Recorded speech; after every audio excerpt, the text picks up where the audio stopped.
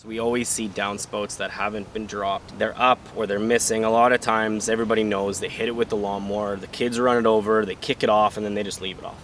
So one of the biggest issues that we find with houses is water going down the foundation. With our winters, there's a crazy freeze-thaw cycle. This year was into April where we had super cold weather, so you get a lot of melting and freezing and melting and freezing. So if all that water is draining down around your foundation over the year, it's not going to happen instantly, but over the years that's going to really deteriorate your foundation, weaken the concrete, and then after that we get areas of cracking and water seeping in. So that's one of the biggest ones that I usually check off almost on every inspection, and people just don't realize it.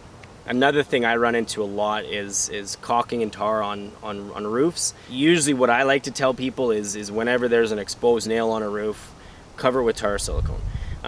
We get really bad storms, we get lots of wind, so if those nails are hitting moisture, they start to deteriorate, they start to pop. Now that roof vent isn't on there properly, so we get a windstorm, now that roof vent goes flying. After that, then the shingles will start coming off, right? So if we can do little things like that just to maintain a property, it's going to make things last a lot longer without you having to sink any more money into it. So those are two things that I usually always check off on a home inspection. And I always tell people, you know, this isn't a major, this is something that you can do yourself for really cheap. If you buy a downspout, it's 10-15 bucks. You screw it on yourself. A tube of silicone or tar, or $5 at the hardware store. So as long as people are proactive with their house, it can last them a really long time without having to pour any money into it. But if you don't do anything with it, that's when you start seeing issues that are going to cause you problems.